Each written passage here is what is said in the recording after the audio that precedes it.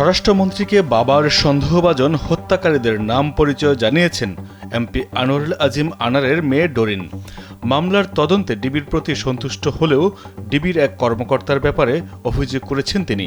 ঝিনাইদহের এক আওয়ামী লীগ নেতাকে নিজের বাবার হত্যাকারী সন্দেহ করে স্বরাষ্ট্রমন্ত্রীকে জানিয়েছেন আনারের মেয়ে ডরিন। স্বরাষ্ট্রমন্ত্রী বলেছেন, সে তার বাবার হত্যাকারীদের গ্রেফতারের দাবি জানাবে, এটাই স্বাভাবিক।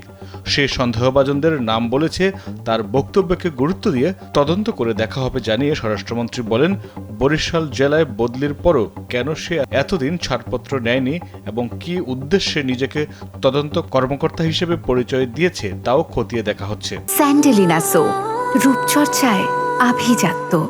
মন্ত্রী বলেন, কলকাতার নিউ টাউনের বাসায় সুয়ারেজ লাইন থেকে খণ্ডিত মাংস উদ্ধার করলেও এখনও তার ডিএনএ পরীক্ষা হয়নি। তবে সেখানকার একটি খাল থেকে উদ্ধার হওয়া হাড়গোড় এমপি আনারের কিনা তা জানতে পাঠানো হয়েছে রাসায়নিক পরীক্ষাগারে।